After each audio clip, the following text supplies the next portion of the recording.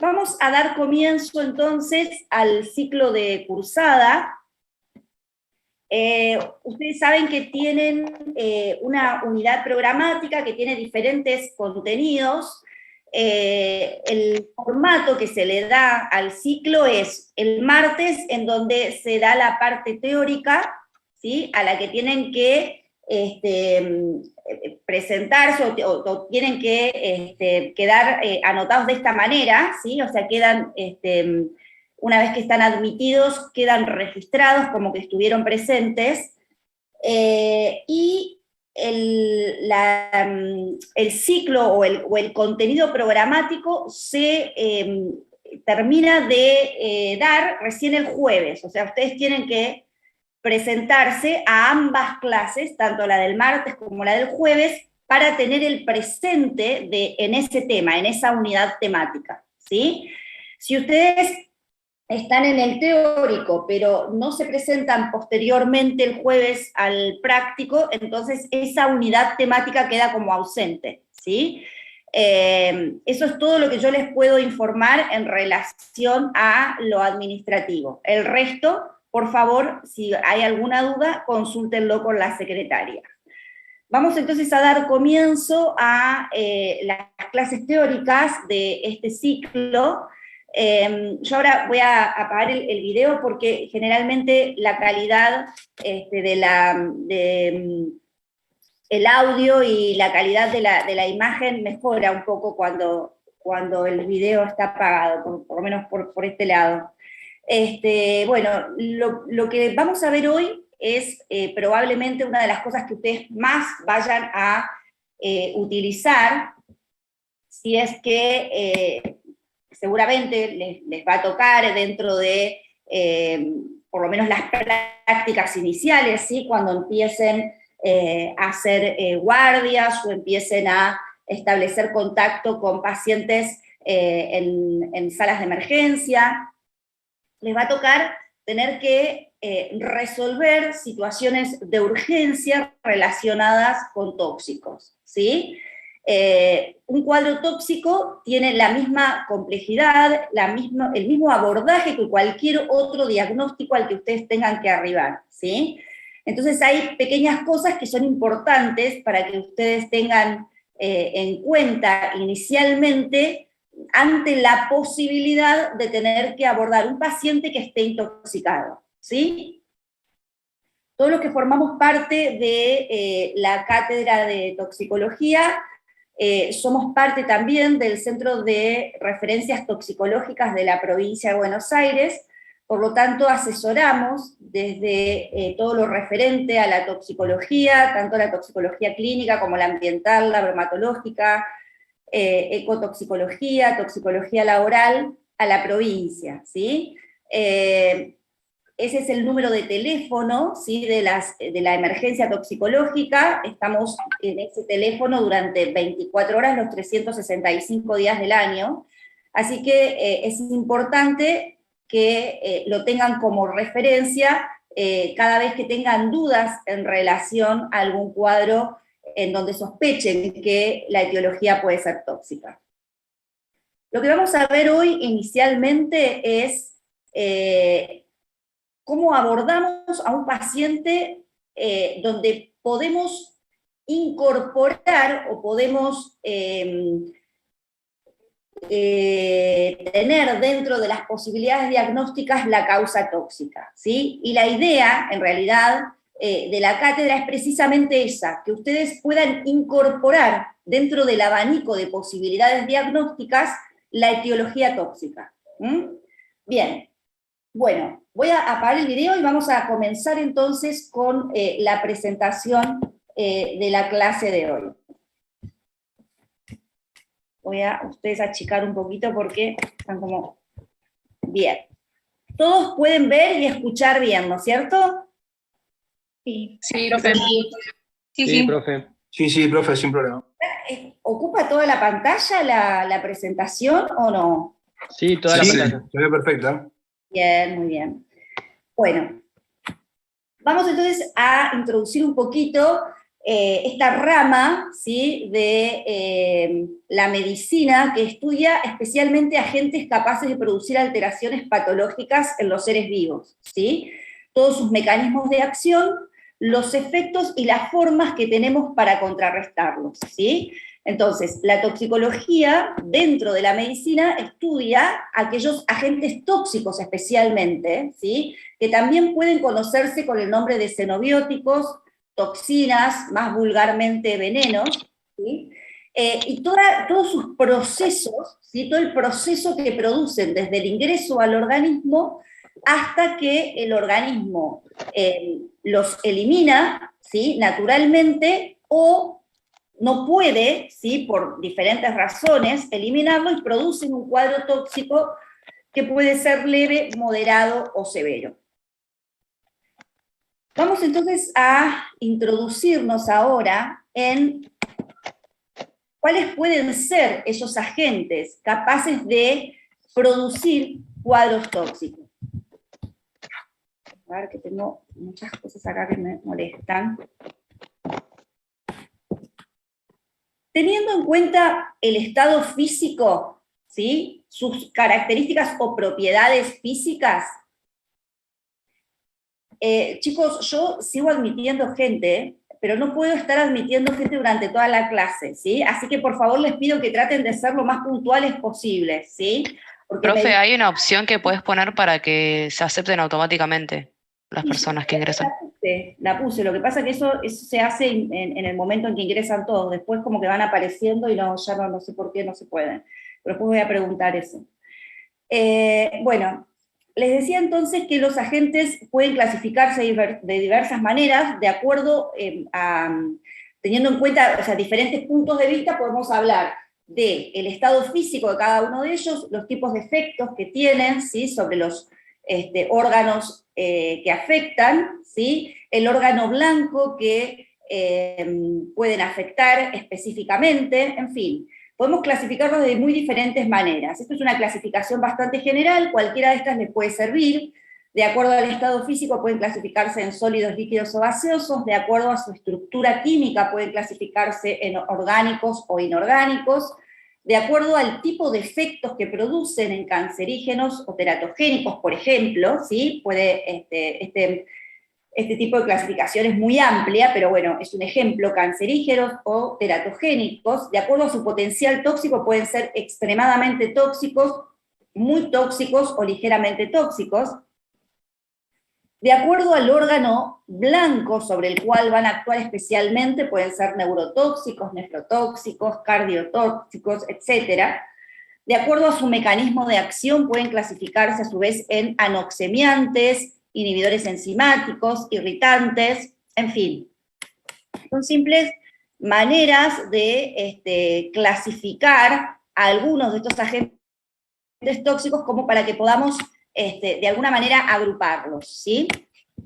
Bien.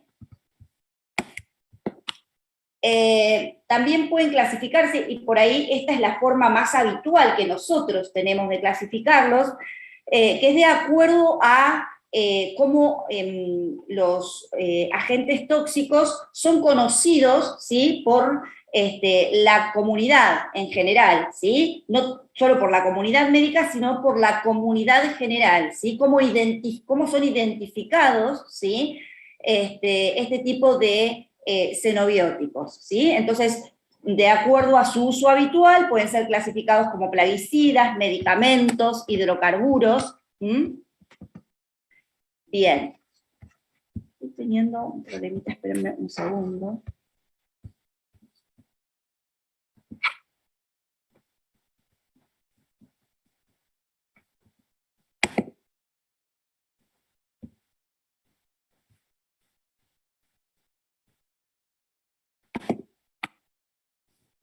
Bueno, vamos entonces ahora, una vez que hemos hecho simplemente un reconto así como muy básico y general de lo que es la toxicología y qué entendemos por xenobióticos o agentes tóxicos, vamos a introducirnos ahora en cómo deberíamos nosotros abordar a un paciente en el que consideramos que puede haber un xenobiótico como causa del cuadro que estamos observando, ¿sí? Entonces vamos a hablar del diagnóstico y el tratamiento de las intoxicaciones en general, ¿sí?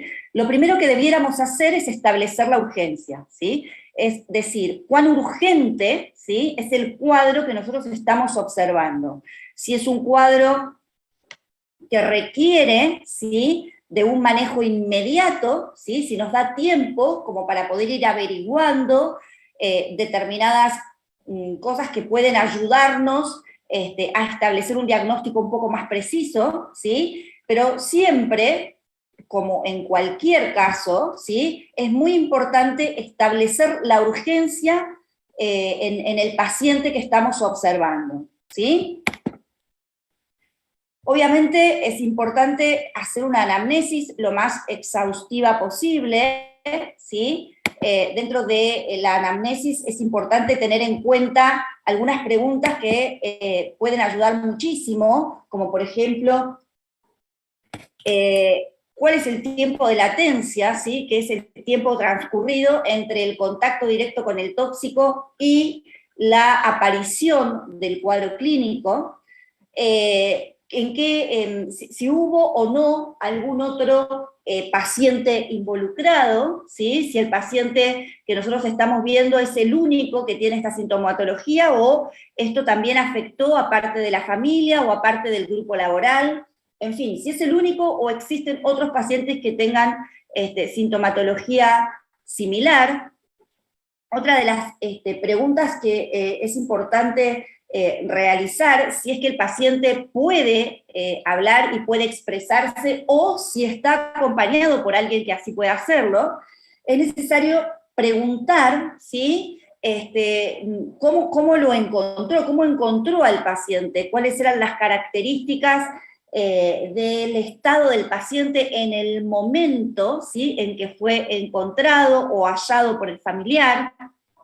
En fin, la anamnesis debiera ser lo más exhaustiva posible, porque en la toxicología, fundamentalmente en la toxicología clínica, todos los datos que puedan aportar el paciente, en el caso de que pueda hacerlo, o los acompañantes, pueden ayudarnos a arribar con más rapidez al diagnóstico, ¿sí? Así que es importante tratar de hacer una anamnesis lo más estricta y exhaustiva posible. Una vez que tenemos todos estos datos, por ejemplo, si el paciente, otra de las cosas que es importante tener en cuenta, si el paciente ingirió el producto con el que tomó contacto, si tomó contacto por vía cutánea, si se lo inyectó, si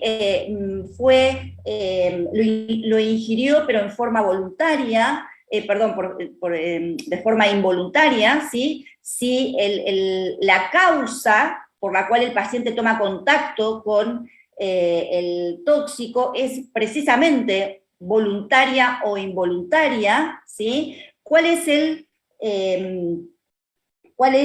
contexto, ¿sí?, o las circunstancias en las que se dio el hecho?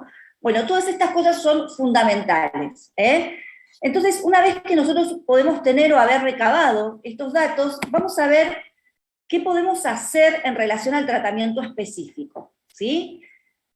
Es importante tener en cuenta que una vez que un tóxico toma contacto con el organismo, independientemente de la dosis, que es lo que va a determinar seguramente el pronóstico del cuadro y el grado de severidad del cuadro tóxico que nosotros observemos, independientemente de esto, muy probablemente lo que nosotros debamos hacer es tratar de evitar que ese tóxico ingrese al organismo, si es que podemos hacerlo. Si el tóxico ingresó, ¿cómo podemos hacer para que el efecto sea lo menos deleterio posible para el organismo? Y si vemos que no podemos hacer ninguna de estas cosas, ¿cómo podemos hacer para que se elimine lo antes posible y el cuadro del paciente sea lo menos dañino posible, ¿sí? Lo menos deleterio para la salud posible, ¿sí? Todas estas cosas tienen que ser tenidas en cuenta en el momento en que nosotros abordamos al paciente, ¿sí? Vamos entonces ahora a detenernos en el tratamiento específico, ¿sí? Habrá algunos tóxicos que nos permitan un tratamiento sumamente específico y habrá algunos otros tóxicos que requieran simplemente de un tratamiento sintomático o de un tratamiento complementario, ya que no contamos con la posibilidad, por lo menos en el medio en donde estamos abordando al paciente, de tener un tratamiento específico. Cuando hablamos de tratamientos específicos, nos referimos fundamentalmente a la posibilidad de contar con un antídoto, ¿sí? Los antídotos son sustancias que actúan directamente sobre los efectos producidos por el tóxico, ¿sí? En forma específica, estrictamente específica, ¿sí? Muchas veces contamos con ellos y en la mayoría de los casos, lamentablemente, no contamos con los mismos, ¿sí? Entonces, vamos a ver a lo largo de todas las unidades programáticas y de los contenidos de la cursada que en muchos de los casos tenemos la posibilidad de hacer un tratamiento específico y en muchos otros lo que tendremos que hacer es un tratamiento sintomático y de sostén que facilite la eliminación del tóxico y mientras tanto nos permita conservar la vida del paciente. Bueno, en relación a la anamnesis, es simplemente recordar lo que les decía recién, es importante tener en cuenta el producto, la dosis, ¿sí? Entiendan esto y es fundamental por ahí tenerlo en cuenta, ya que muchas veces es lo que determina, ¿sí? Cuán oportuna puede ser la acción de un toxicólogo o del médico que esté actuando en ese momento, ¿sí? Es importantísimo saber qué dosis es la que puede haber estado involucrada en el contexto en el que el paciente toma contacto con el tóxico, ¿sí? Cualquier producto, cualquier sustancia puede llegar a ser tóxica dependiendo de la dosis, ¿sí? Esto es una condición, ¿sí?, fundamental para entender toxicología. De hecho, sustancias tan elementales como el agua, ¿sí?, que sin el agua no podríamos vivir, pueden llegar a producir, ¿sí?, en algún caso, y en dosis obviamente muy superiores a las necesarias por el organismo, una hidrotoxicidad, ¿sí? Bueno, esto que sucede, ¿sí?, con el agua puede suceder con cualquiera de los productos y sustancias con los que el paciente tome contacto, ¿sí? Será la dosis lo que genere el cuadro y lo que genere probablemente la severidad del cuadro. ¿Cuál es la vía de exposición? Es fundamental, ya que los métodos de eliminación irán directamente dirigidos a... ¿me escuchan? ¿Me escuchan bien? Sí, profe. Sí, profe. Perfecto, se escucha, profe. Muy bien. Era inestable el internet, por eso digo, por ahí me dejaron de escuchar. Bien. Les decimos saber la vía de exposición, es decir, cuál es la vía por la cual se toma contacto con el tóxico, ¿sí? Es a través de la vía digestiva, es a través de vía cutánea, ocular, transdérmica, ¿sí? Inhalatoria, en fin, la vía de exposición es fundamental para ver cuáles son los métodos de eliminación que vamos a utilizar. Y esto que les decía hoy del tiempo de latencia, que es el tiempo transcurrido, básicamente, ¿sí?, entre que el paciente toma contacto con el tóxico y nosotros vemos al paciente en el lugar en donde lo recibimos, ¿sí? Ese tiempo, que es el tiempo de latencia, es fundamental. Nosotros hablamos en tóxico que le llamamos la hora de oro, básicamente, porque es el momento en el cual podemos hacer todo o nada, básicamente, ¿sí? O sea, es una hora en donde nosotros podemos sacar, ¿sí?, el tóxico del organismo o podemos aminorar o podemos de alguna manera disminuir la capacidad tóxica del xenobiótico. Generalmente esta hora puede verse acortada, ¿sí?, o puede verse de alguna manera, a ver cuál sería la palabra, o sea, como no utilizada correctamente, ¿sí? Si perdemos tiempo en recabar datos que, por ejemplo, no tienen importancia, ¿sí? Por eso ese tiempo, si esa hora que ocurre entre que el paciente toma contacto con el tóxico y nosotros lo vemos en una guardia, en un consultorio, es fundamental, ¿sí? Pasa esto con los tóxicos en general, pasa esto con los animales ponzoñosos, ¿sí? Muchas veces tenemos que atender o abordar un paciente, por ejemplo, mordido por un ofidio, la hora que transcurre desde la mordida hasta que nosotros podemos empezar a tratar al paciente es fundamental, ¿sí? La mayoría de las veces de eso depende la vida del paciente. Tenemos que tener en cuenta 2 o 3 cositas que son importantes a la hora de pensar en que la etiología puede ser tóxica. Una es que la mayoría de las veces, cuando hablamos de un cuadro tóxico, el paciente estaba previamente sano, ¿sí? Es decir, el estado de salud del paciente previo a tomar contacto con el tóxico, generalmente en la mayoría de los casos era un estado de salud normal, ¿sí? O sea, el paciente estaba sano. Puede ocurrir, y de hecho no es infrecuente, ¿sí?, que suceda que el paciente tenga, ¿sí?, cuadros patológicos de base que muchas veces hacen que el cuadro tóxico sea peor o nos dificulte el abordaje inicial, ¿sí? Eso también puede ocurrir, pero en la mayoría de los casos, el paciente antes de empezar con todo el cuadro tóxico y la signosintomatología propia de ese xenobiótico, suele estar en perfecto estado de salud, ¿sí? Esa es una de las cosas importantes a tener en cuenta. Y lo otro es que en muchos casos hay más de un afectado, ¿sí? Los pacientes suelen, ¿sí?, estar acompañados, ¿sí?, y muchas veces, sobre todo en lo que respecta a la toxicología ambiental, por ejemplo, o a la toxicología laboral, el paciente no es el único en presentar la sintomatología. Bueno, esto simplemente es un poquito lo que les decía anteriormente. Tienen que tener en cuenta lugares, comidas, actividades de las últimas horas, si hubo contacto con medicamentos, plaguicidas, cuál es la ocupación de las personas, por ejemplo, convivientes en un domicilio, ¿sí? Porque, por ejemplo, ante una intoxicación, hablando, por ejemplo, de intoxicaciones etcétera, muchas veces esto se debe a ocupaciones, ¿sí?, que tiene alguno de los convivientes en un hogar, en un domicilio, ¿sí? El inicio y la evolución de los síntomas, esto que les decía hoy del estado de salud previo. Bien.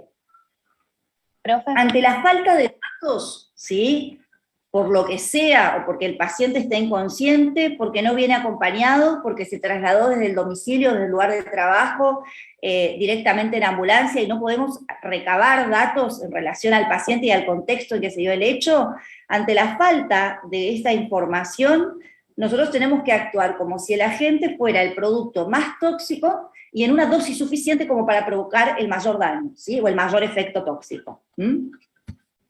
Bien. Sigamos. Bueno, tenemos que entender que cuando el paciente ingresa, ¿sí?, a una unidad de urgencia o de emergencia de un hospital de mediana o alta complejidad, y una vez que hemos realizado las preguntas pertinentes y tratamos de hacer la anamnesis de la que hablamos recién, tenemos a disposición, en la mayoría, ¿sí?, de los hospitales, la posibilidad de realizar un conjunto de maniobras que están destinadas a retirar al tóxico del organismo, ¿sí? Estas maniobras tienden o tienen como objetivo disminuir la absorción, neutralizar el efecto que pudiera producir el xenobiótico o favorecer la eliminación del mismo, ¿sí? Cuando hablamos de disminuir la absorción, tenemos que tener en cuenta fundamentalmente cuál ha sido la vía de exposición, porque de eso dependerá el hecho de que el tóxico no ingrese al organismo, ¿sí? Cuando hablamos de neutralización del efecto, ¿sí? Estamos hablando de tratar de disminuir o de quitarle actividad a ese xenobiótico, ¿sí? Y cuando hablamos de favorecer la eliminación, estamos hablando de todas aquellas maniobras que tienden a hacer que se limite la evolución del cuadro, ¿sí? Ya que no pudimos disminuir la absorción, en algunos casos no hemos podido neutralizar el efecto, favoreciendo la eliminación del mismo, podemos limitar la evolución y la severidad del cuadro. Bien, entonces, teniendo en cuenta estos objetivos, vamos a hablar un poquito de cada uno de ellos, ¿sí? ¿Cómo hacemos para disminuir la absorción? Decíamos que para disminuir la absorción tenemos que tener en cuenta cuál fue la vía de exposición, ¿no es cierto?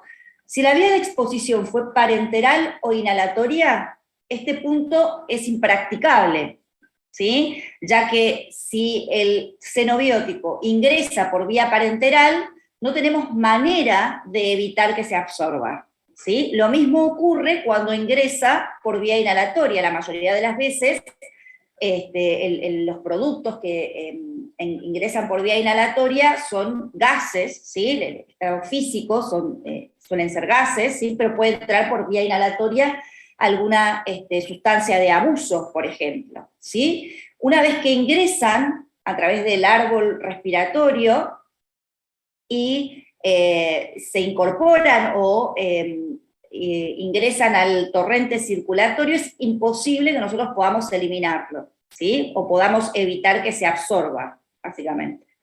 Por lo tanto, cuando se trata de la vía parenteral inhalatoria, en este punto no tendríamos mucho para hacer, ¿sí? Si la vía afectada o la vía de exposición es la vía ocular, lo que se realiza es un lavado ocular. La mayoría de las veces el lavado ocular debe realizarse con solución fisiológica, ¿sí? Lo conveniente es hacerlo desde el ángulo interno hacia el externo del ojo por arrastre, ¿sí? Sin fricción, tratando de que el paciente no se toque, ¿sí? El ojo y produzca por fricción vasodilatación, por ejemplo, lo cual pueda generar la posibilidad que la sustancia ingrese con mayor facilidad, ¿sí? Lo mismo ocurre cuando hablamos de la vía cutánea, ¿sí? En este caso el lavado es corporal, se realiza un baño corporal. Muchas de las veces también ese baño tiene que incluir el cuero cabelludo, ¿sí? Porque es uno de los lugares por donde los tóxicos pueden penetrar con muchísima facilidad, ¿sí? Entonces debemos realizar el baño corporal. Ese baño corporal tiene que tener algunas características. La mayoría de las veces el agua debe ser tibia, tirando a fría, ¿sí? No es conveniente el agua caliente en estos casos. Tampoco la fricción, ¿sí? Para evitar generar nosotros soluciones de continuidad en la piel o vasodilatación que favorezcan, ¿sí? La penetración a través de esta barrera del tóxico, sea cual fuere. Bien, ¿qué pasa cuando el tóxico ingresa por vía digestiva? Que suele ser en la mayoría de los casos, ¿sí? Si bien es muy habitual cualquiera de las otras vías, ¿sí? La mayoría o la mayor frecuencia de casos, la absorción del tóxico suele ser por vía digestiva, ¿sí? Cuando la vía digestiva es la que está involucrada, las maniobras que nosotros podemos realizar para tratar de evitar que el tóxico se absorba son varias, ¿sí? Una es el lavado gástrico, otra es la aspiración por sonda nasogástrica, y la otra, y por ahí mucho menos utilizada, ¿sí? Por lo menos en la actualidad ya se ha dejado de usar prácticamente, es la emesis provocada o el vómito provocado. El lavado gástrico se realiza cuando el tóxico involucrado es de alta toxicidad, ¿sí? ¿Se acuerdan que podíamos clasificar a los tóxicos de alta, moderada o mínima toxicidad, ¿sí? Cuando el tóxico involucrado es de alta toxicidad, la absorción del mismo puede realizarse en forma rápida. Cuando el tóxico tiene acción antiemética per se, ¿sí? Y generalmente no puede darse o no puede producirse el lavado gástrico, realizarse en menores de 1 año. Por lo tanto, el paciente tiene que ser mayor de 1 año, ¿sí? Entonces, estas son condiciones que tenemos que evaluar a la hora de realizar el lavado gástrico o de decidir si colocar una sonda nasogástrica para realizar un lavado gástrico. En los menores de 1 año, el lavado gástrico no está indicado, ¿sí? De hecho está contraindicado, por lo tanto lo que se hace es una aspiración del contenido gástrico por sonda nasogástrica, o sea, la misma sonda que se utiliza para realizar el lavado gástrico, en este caso se utiliza para hacer una aspiración del contenido gástrico, pero no se incorporan líquidos, ¿sí? Al contenido del estómago. Y en el caso de optar por una emesis provocada, lo que utilizamos es el jarabe de Ipeca, que es un extracto o sea, es un jarabe que se realiza, ¿sí? O se hace como en una fórmula magistral, ¿sí? Lo que se utiliza es el extracto de ipecacuana, ¿sí? Que es un emético de acción central, y que puede producir neurotoxicidad, por lo tanto hay que saber utilizarlo, ¿sí? Generalmente se utilizan 15 mililitros en niños y 30 mililitros en adultos, ¿sí? El hecho de que no haya servicios de toxicología en la totalidad de los hospitales hace que el uso de este tipo de jarabe esté bastante reducido, ¿sí? Precisamente por la neurotoxicidad que pudiera llegar a producir si no es correctamente utilizado.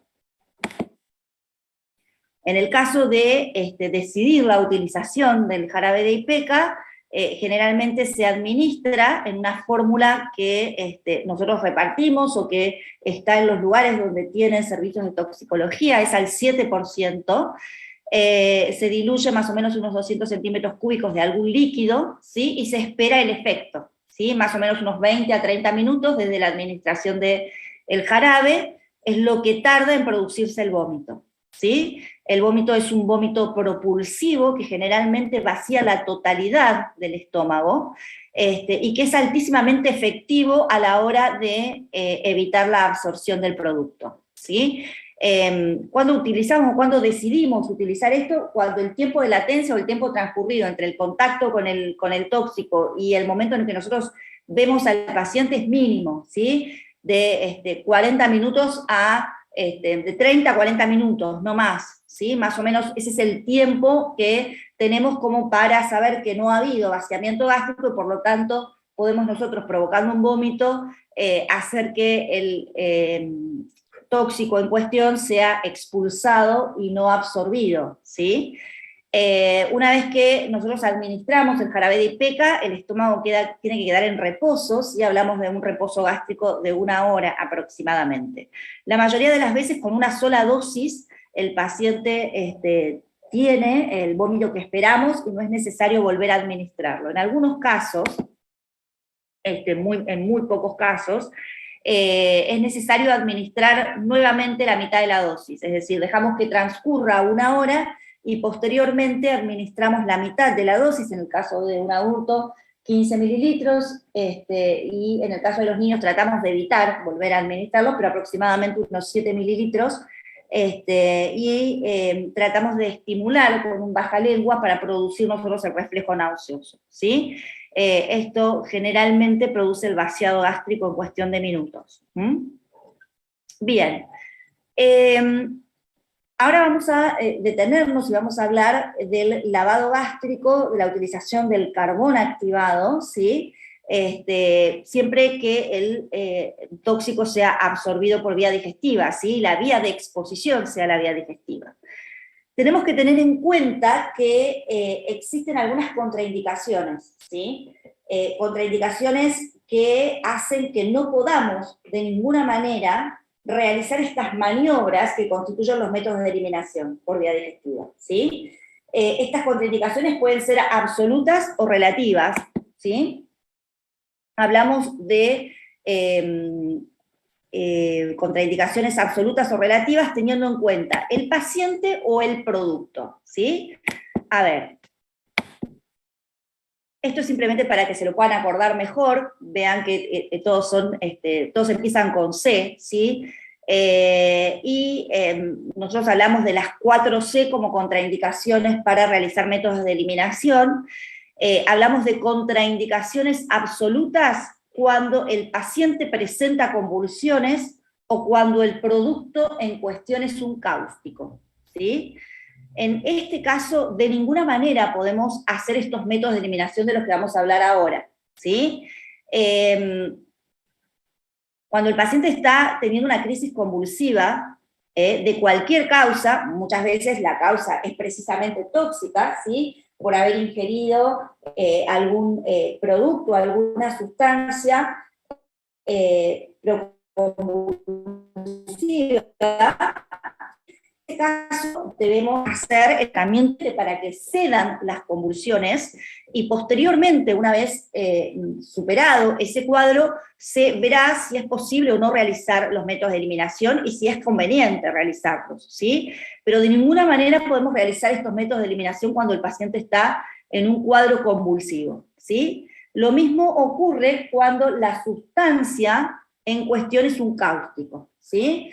Después tendrán oportunidad de ver que hablamos de cáusticos cuando hablamos de sustancias corrosivas, ¿sí? Con pHs extremos, ya sea sustancias alcalinas o sustancias ácidas, ¿sí? En realidad son ácidos fuertes o álcalis fuertes, ¿sí? Capaces de, por distintos mecanismos de acción, afectar la mucosa del tubo digestivo y producir un daño corrosivo del epitelio digestivo, ¿sí? En algunos casos se producen por saponificación, otras veces por desnaturalización de las proteínas, eso lo verán ustedes después en su momento, pero más allá del mecanismo de acción implicado, los cáusticos tienden a corroer de alguna manera y a producir lesiones, ¿sí? Que pueden llevar a la perforación, ¿sí? Del tubo digestivo, con lo que esto implica, por lo cual está absolutamente contraindicado realizar cualquier tipo de maniobra cuando el producto en cuestión es un cáustico, porque nosotros podemos generar mayor daño, ¿sí? En un epitelio o en una mucosa friable, ya dañada por un producto de estas características, el hecho de que nosotros realicemos maniobras, ¿sí? Con una sonda, como es en este caso, o produzcamos, por ejemplo, un aumento de la presión a nivel del estómago, o pongamos alguna sustancia con mayor, que produzca mayor irritación, como es el caso de la administración de carbón activado, todo esto puede, lejos de favorecer al paciente, producir cuadros de muchísima mayor gravedad. Esta es la razón por la cual tanto las convulsiones como los cáusticos son contraindicaciones absolutas para realizar los métodos de eliminación por vía digestiva. Y también existen contraindicaciones relativas, ¿sí? Las contraindicaciones relativas, también una de ellas tiene que ver con el paciente, como es el coma, ¿sí? Y otra de ellas tiene que ver con los productos, con el producto, perdón, cuando hablamos de combustibles o hidrocarburos, la mayoría de los combustibles, para que ustedes recuerden las 4C, pero en realidad lo correcto sería decir hidrocarburos, son derivados del petróleo, básicamente. En cualquiera de estos casos hablamos de que está contraindicado en forma relativa hacer este tipo de maniobras. ¿Y por qué hablamos de que son relativas y no absolutas, como en el caso de que hablamos, como en el caso en el que están involucrados los cáusticos o que el paciente está convulsivando? Porque en el caso, por ejemplo, de un paciente en coma, ¿sí? Entiendo que ustedes tienen claro de qué hablamos cuando hablamos de coma, ¿sí? Hablamos de un cuadro donde hay un deterioro del sensorio, hay una abolición total de los reflejos, en fin. Las características del paciente en coma entiendo que ustedes ya las conocen. En este caso, el hecho de realizar todas estas maniobras puede, ¿sí? Generar, por ejemplo, en un paciente en donde sus reflejos están abolidos, cuadros de broncoaspiración que pongan en riesgo, ¿sí? La vida del paciente, ¿sí? En el caso de que la vía aérea, ¿sí? En un paciente en coma pueda ser protegida, ¿sí? En el caso de que estemos en un hospital de mediana o de alta complejidad, que nos permita poder, por ejemplo, colocar una cánula o intubar al paciente y preservar la vía aérea del mismo. En ese caso, y solamente en ese caso, en un paciente en coma, donde suponemos que además la causa del coma es un producto tóxico, se pueden realizar estas maniobras o estos métodos destinados a tratar de que el tóxico no se absorba o por lo menos se elimine más rápidamente o se neutralice, ¿sí? Solamente en ese caso, cuando el paciente en coma puede tener la posibilidad de que su vía aérea no esté involucrada y pueda estar protegida, ¿sí? Y en el caso de los hidrocarburos o derivados del petróleo, estamos hablando siempre de la ingesta, ¿sí? Es muy habitual, ¿sí? La ingesta accidental en la mayoría de los casos, de nafta, tiner, agua ras, en fin, todos estos productos derivados del petróleo, ¿sí? Que más allá de la acción irritante que puedan llegar a tener sobre el epitelio de la mucosa digestiva, tienen un efecto propio que obedece a su toxicidad intrínseca, ¿sí? Y tiene que ver con que son productos que al tomar contacto con el ácido clorhídrico del estómago generalmente tienden a evaporarse, ¿sí? Son partículas que tienen una tensión superficial, ¿sí? Estas partículas gaseosas tienen una tensión superficial muy elevada que hace que puedan ascender, ¿sí? Por la vía digestiva y a través de la vía digestiva pasar a la vía respiratoria, ¿sí? E impactar sobre los alvéolos produciendo una neumonitis química, un cuadro de neumonitis química, que puede ser favorecida o exacerbada por las maniobras propias de los métodos de eliminación, por ejemplo, colocando una sonda nasogástrica. Porque nosotros podemos favorecer de esta manera que el producto ingerido ingrese hacia el árbol respiratorio y pueda impactar posteriormente en los alvéolos, los tabiques interalveolares más específicamente, y producir un cuadro que es conocido como neumonitis química, que posteriormente puede sobreinfectarse y necesitar de un manejo posterior que también, dependiendo del paciente y dependiendo de todos los factores que pueden agravar el cuadro tóxico, podrían llegar a facilitar complicaciones que de otra manera el paciente puede no tener, ¿sí? Por lo tanto, en el caso de que el paciente ingiera, ¿sí? Un producto, un derivado de petróleo, un hidrocarburo, sin combustible, en la mayoría de los casos, cuando la ingesta es accidental, nosotros no hacemos métodos de eliminación, ¿sí? No realizamos ninguna de estas maniobras, ¿sí? De las que estamos hablando. Y esto tiene que ver precisamente con tratar de evitar la neumonitis química posterior que podríamos favorecer, ¿sí? Entonces, no realizamos métodos de eliminación. ¿Y por qué es relativo? ¿Sí? Así como en el coma, ¿sí? Existen circunstancias en donde, a pesar de poder favorecer que el paciente presente una neumonitis química, el cuadro es tan grave que el salvarle la vida necesita que nosotros realicemos estos métodos de eliminación, ¿sí? Esto ocurre, por ejemplo, cuando el hidrocarburo, ¿sí? Está ingerido junto con otro producto potencialmente letal, ¿sí? De mayor toxicidad que el hidrocarburo per se, ¿sí? Por ejemplo, cuando se ingiere un órgano fosforado, ¿sí? Generalmente los hidrocarburos se utilizan como vehículos de los órganos fosforados, ¿sí? Para facilitar la absorción del mismo, ¿sí? Ya sea en el producto sobre lo que le aplicamos, en los vegetales, plantas, en el suelo, ¿sí? La presencia del hidrocarburo favorece la penetración del plaguicida órgano fosforado, pero el cuadro producido por un plaguicida órgano fosforado es potencialmente letal, ¿sí? En este caso, nosotros preferimos realizar los métodos de eliminación para evitar que se absorba, ¿sí? el plaguicida en este caso, aún a costa de tener que tratar posteriormente una neumonitis química, ¿sí? Entonces, evaluando, ¿sí?, el riesgo-beneficio de realizar o no estas maniobras, entendemos que es más riesgoso dejar al paciente y que absorba la totalidad del producto ingerido a tener que tratar en una instancia posterior un cuadro producido por el hidrocarburo.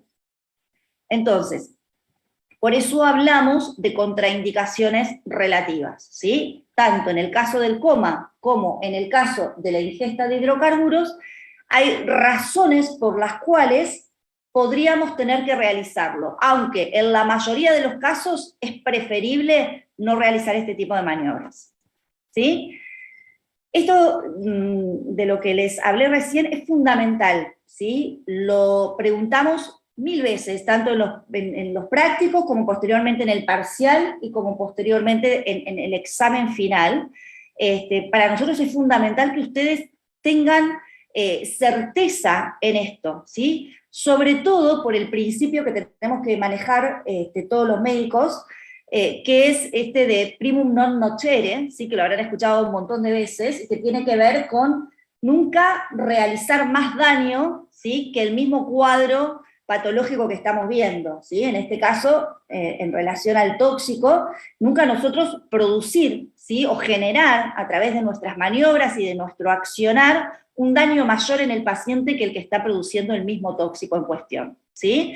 Entonces, teniendo en cuenta este principio fundamental, que nosotros entendamos que hay contraindicaciones para realizar estos métodos de eliminación, que hay algunas que son relativas y que hay algunas que son absolutas, y que no las podemos dejar de tener en cuenta a la hora de abordar inicialmente un paciente con un eventual cuadro tóxico.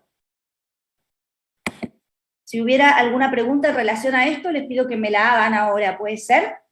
¿Quedó todo claro o hay alguna pregunta que quieran hacer? Yo te hago una pregunta.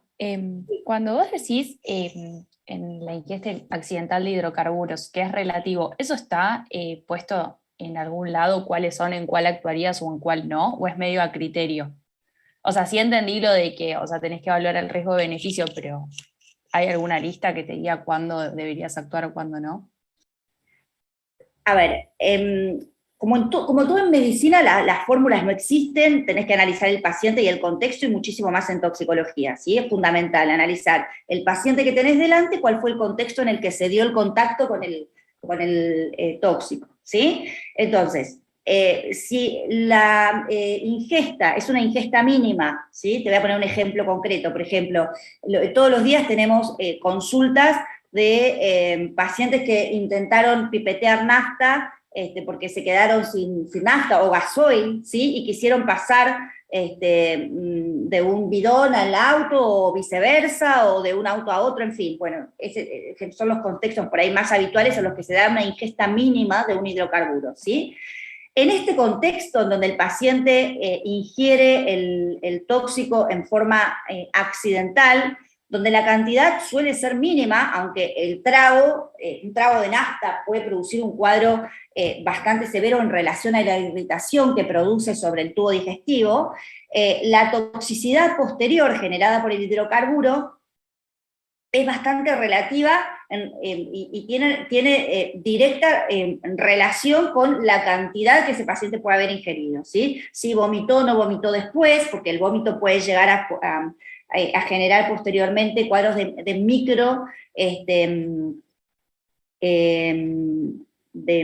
microaspiraciones, ¿sí? Pequeñas aspiraciones que se generan durante el vómito y que pueden después impactar en el árbol respiratorio en el caso de los hidrocarburos.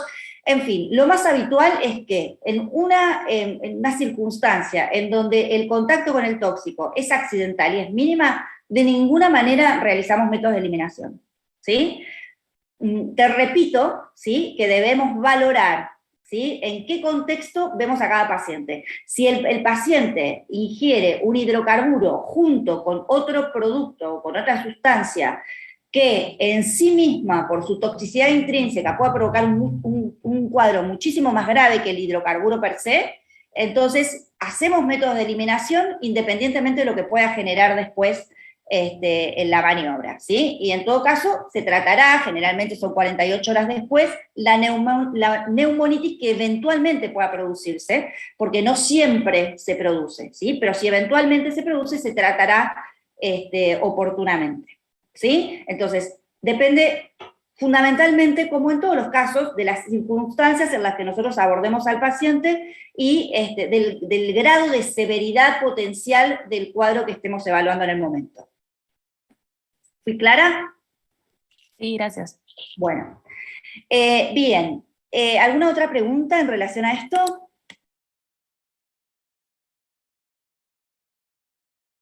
Bueno, seguimos. Esto que están viendo ahí es el jarabe de Ipeca del que les hablaba hoy. No sé si alcanzan a ver que dice extracto de ipecacuana 7 mililitros, es una fórmula magistral que está realizada al 7%, y que la realizamos nosotros en los lugares o las farmacias que nos permiten hacerlo a partir del extracto, y si bien lo podemos utilizar, está restringido la mayoría de las veces a que haya un toxicólogo por ahí de guardia, o que tenga por ahí la manera y la forma de poder utilizarlo sin riesgo para el paciente. Bien. Perdón, creo que estamos bien.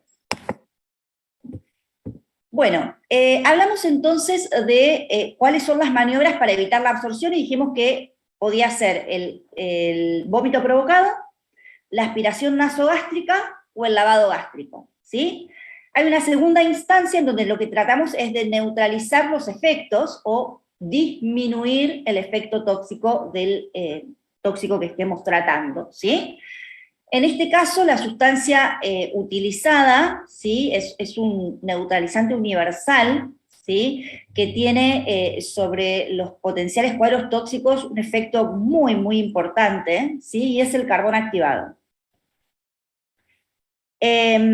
No les expliqué, porque entiendo que lo van a hacer durante el práctico, cómo es que solemos colocar una sonda nasogástrica, ¿sí? Generalmente el calibre de la sonda nasogástrica tiene que ver con la edad del paciente que estemos tratando. La colocación de la misma es a través de los orificios nasales, de la narina, ¿sí? Y el extremo, uno de los extremos, que sería el extremo proximal, es el que se introduce hasta llegar al estómago a través de la vía nasal, y el extremo distal, ¿sí?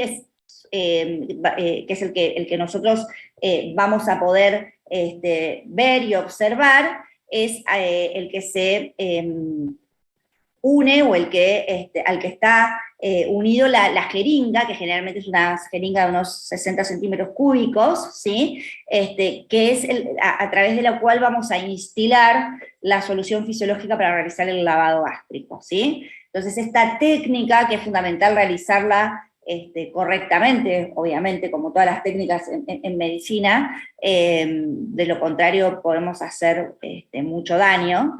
Entonces, la técnica se las van a explicar las chicas cuando hagan el trabajo práctico, ¿sí? Las profesoras que van a tener el jueves ya van a explicar un poquito más cómo realizar el lavado gástrico y cuál es la técnica más efectiva, y cuáles son las mejores formas, ¿sí? De realizar el lavado gástrico. Bien.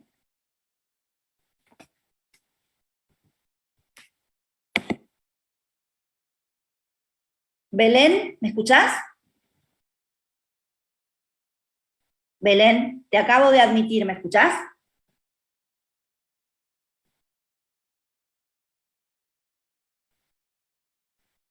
Belén, ¿me escuchás o no? ¿O no? Bueno. Profe, una pregunta. ¿Esto del carbón activado tiene alguna relación con ese carbón que usa a veces las pastillas de carbón? No. Ahora les cuento, no. Ya te digo. Bueno, Belén, no sé, entiendo que me escuchás porque te admití, ¿sí? No sé cuál habrá sido el inconveniente técnico para entrar a la clase tan tarde, ¿sí? Entiendo que fue un inconveniente técnico, pero entrar a la clase a las 15:10 ya es como si no hubieras estado, ¿sí? Por ahí estuviste al principio y ahora no sé, por alguna razón tuviste que salir, pero esto va para todos, ¿sí? Ingresar a la clase 1 hora y pico después del comienzo no cuenta como presente, ¿sí? Y estas son todas cosas que quedan en el entorno después. Bien. No sé si me habla a mí, pero yo estoy desde que inició Belén, la clase, no sé a qué Belén le habla. Sí, Belén, a ver, ¿cómo es tu apellido? No, yo soy Belén de Solá Ignacio, yo estoy desde que inició la clase, debe ser otra. No, es otra Belén. Pignatelli o Pignerelli, algo así. Bueno, ya sabrá quién es porque la acabo de admitir. Bueno, para quien me preguntó lo del carbón, de las pastillas de carbón, que es el streptocarbocastiazol, ¿sí? Que se utiliza por ahí en cuadros de diarrea o alguna afectación gastrointestinal, no tiene nada que ver con este carbón, ¿sí? Este carbón es un polvo. ¿Quién me había preguntado esto? Yo, profe. ¿Cómo es tu nombre? Kiara, ¿no? Sí, sí. Kiara, bueno. A ver, voy a mostrar, porque creo que está por acá una foto. Espérenme un segundito. Ahí está, miren. Claro, y después conozco el carbón de los filtros, ¿viste? Que vienen como... Claro, es más parecido a ese. Exacto, es más parecido a ese. Bueno, ese es el carbón, ¿sí? Es un polvo microparticulado, ¿sí? Que tiene la capacidad de unirse a la mayoría de las sustancias. Hay algunas en donde no es efectivo, pero son muy pocas, por ejemplo, los metales, ¿sí? Cuando hay ingesta de metales, como por ejemplo plomo, en la forma del litargirio, o mercurio, o el litio mismo en comprimidos, como algunas otras sustancias, varias más, ¿sí? El carbón no es efectivo, pero la mayoría de las sustancias es altísimamente efectivo, ¿sí? Y lo que hace es unirse al tóxico, ¿sí? En la luz del intestino y generar macromoléculas que no pueden absorberse, o sea, evita la absorción de esas moléculas. Entonces, no hablo de absorción, sino de adsorción, ¿sí? Generando una macromolécula que posteriormente se elimina por vía fecal, ¿sí? Esa es la acción que tiene esta sustancia que en términos de neutralización de los efectos tóxicos es genial, ¿sí?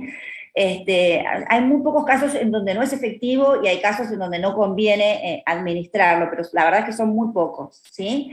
Entonces, les decía, y volvemos un poquito para atrás, que el carbón activado suele disolverse, ¿sí?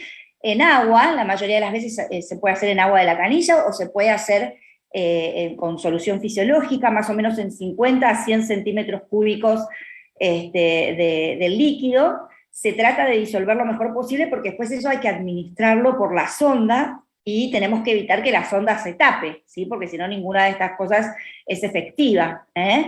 Entonces se disuelve lo mejor posible y se pasa por la misma sonda por la que se realizó anteriormente el lavado, ¿sí? Nunca mezclar con el agua del lavado, esto es fundamental.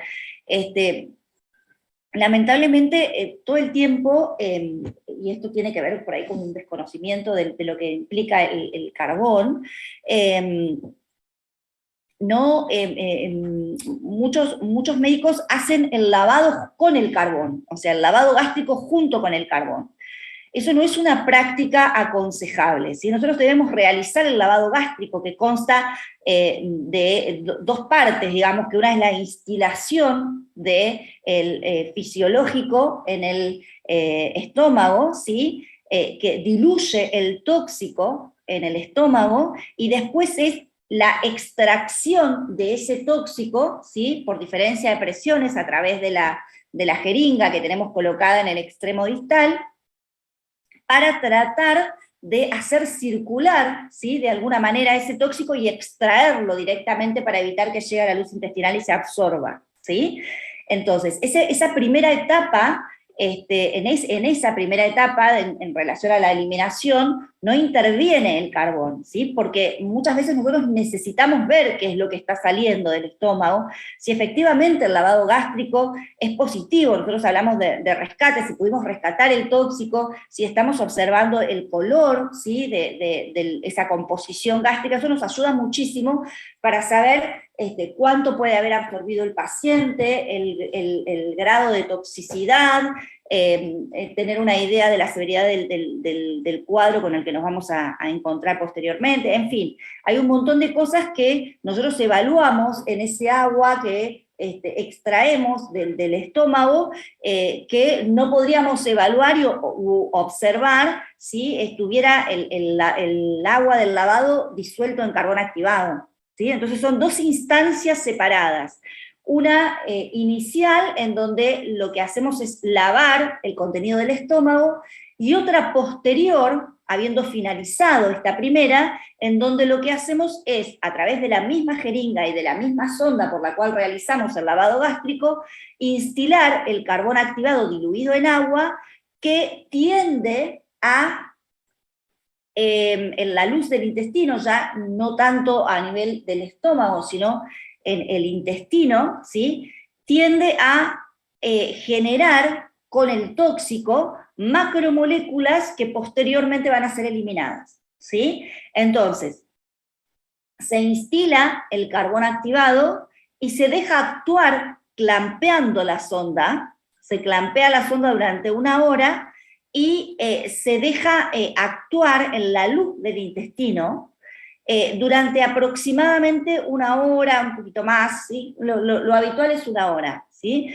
Dejamos que actúe, que se forman esas macromoléculas y posteriormente se introduce por la misma sonda un laxante, ¿sí?, que tiene como objetivo que esas macromoléculas sean eliminadas por vía fecal, por vía intestinal, ¿sí? El carbón no se saca nuevamente, sino que queda en el intestino y después se elimina a través de la acción de un catártico o un laxante salino, ¿sí? Profe, Sí. una pregunta. ¿La utilización del carbón activado sí o sí precede a un lavado gástrico, o también puede ser en los nenes que le haces una aspiración por la sonda? No es aconsejable en los menores de 1 año, ¿sí? La sonda nasogástrica, o sea, cuando nosotros hacemos aspiración, ¿sí?, por sonda nasogástrica, lo hacemos en los chiquitos, ¿sí?, en los bebés o los menores de 1 año.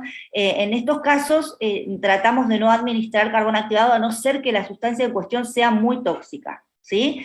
Si la sustancia es muy tóxica, bueno, tendríamos que evaluar en el momento la administración, pero no está contraindicado en menores de 1 año, ¿sí?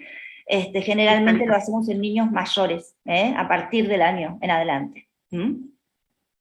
¿Sí? Listo, gracias. Bien. Sí, gracias.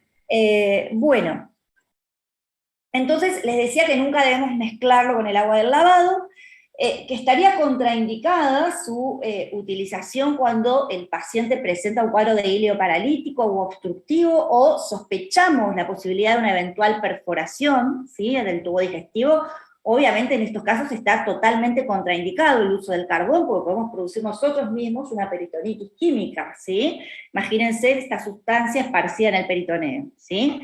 Entonces está contraindicado en los casos en donde sospechamos estos cuadros, ¿sí? Y no lo utilizamos ni en los cáusticos ni en los hidrocarburos. Se acuerdan que habíamos hablado de que estaba contraindicado, tanto en cáusticos como en hidrocarburos, ¿sí? Y tampoco es efectivo en algunos sustancias, como les decía recién, por ejemplo, los metales pesados o algunos compuestos iodados, o por ejemplo, el litio, ¿sí? En fin, hay algunas sustancias que por más que le administremos carbón activado no van a poder ser, no van a dejar de absorberse, ¿sí?, a nivel del tubo digestivo. Bien, continuemos. Hay algunos casos, ¿sí?, en donde está indicado realizar diálisis gástrica o carbón activado seriado, ¿sí? Normalmente nosotros administramos el carbón activado, ¿sí? Una vez, ¿sí? Una vez.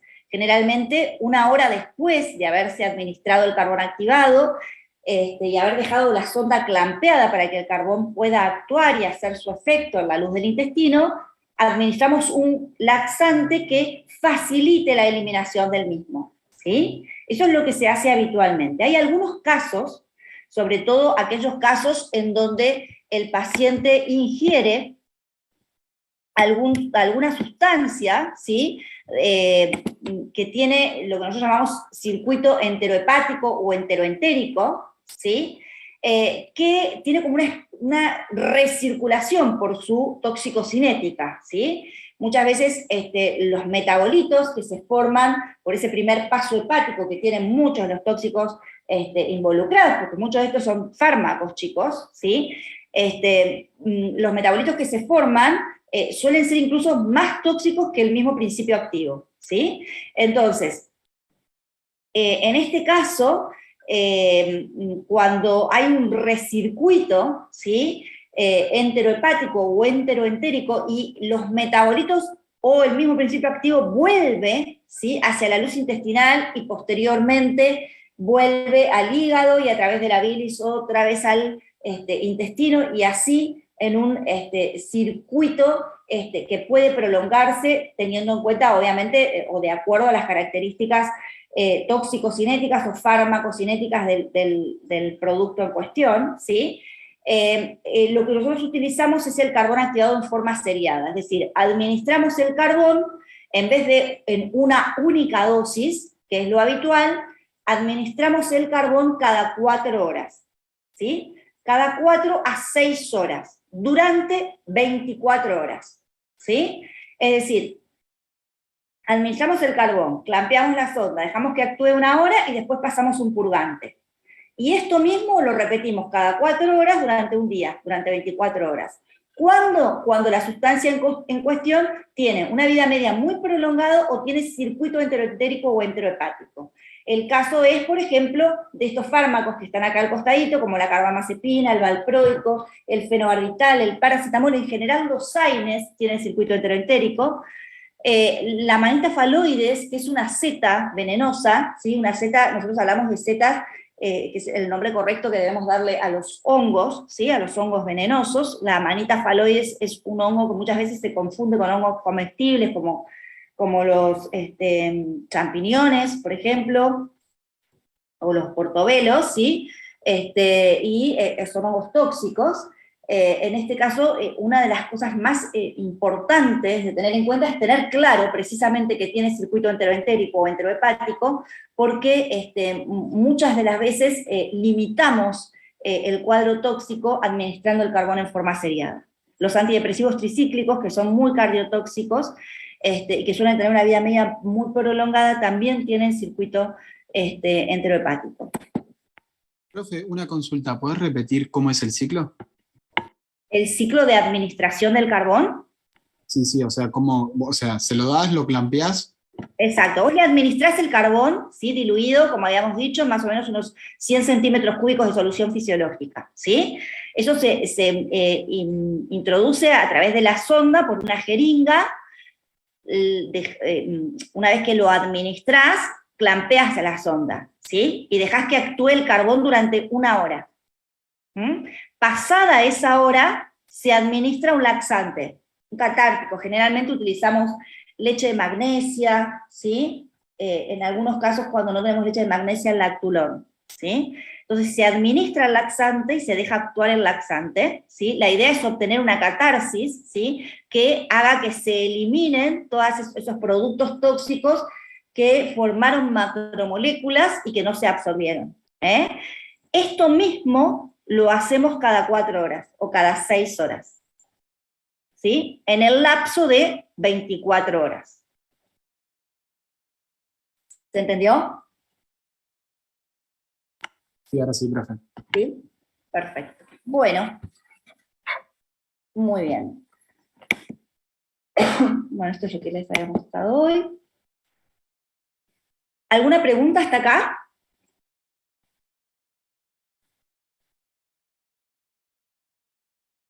No, profe. Nada, ¿va quedando claro? Sí, va quedando, profe. No tengo problema en que me interrumpan y me pregunten, ¿sí?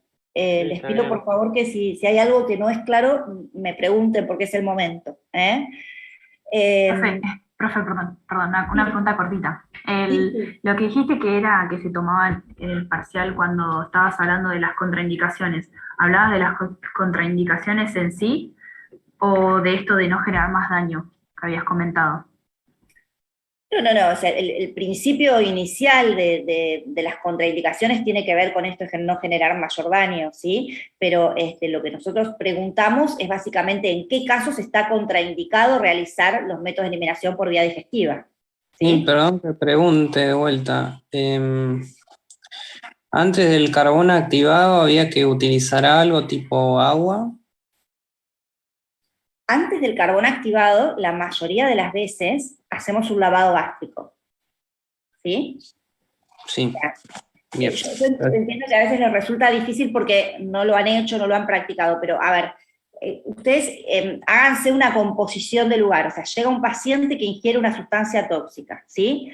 Lo primero que tenemos que hacer es tratar de que no lo absorba, ¿sí? Eso dependerá obviamente del tiempo que pasó. Entonces lo que hacemos es colocar la sonda nasogástrica y empezar a instilar solución fisiológica para lavar el estómago, ¿sí? Esa es la primera etapa, Una vez que terminamos con esa etapa, que generalmente lo que hacemos es colocar 60 centímetros cúbicos cada vez que administramos y sacar 60 centímetros cúbicos, porque si nosotros administramos una cantidad superior a la que estamos sacando en el lavado, cada vez que administramos la solución fisiológica, nosotros mismos podemos abrir el píloro y facilitar que el contenido gástrico pase al intestino, ¿sí? Entonces es importante durante el lavado gástrico que la instilación o la administración del líquido sea la misma cantidad que yo después saco del estómago.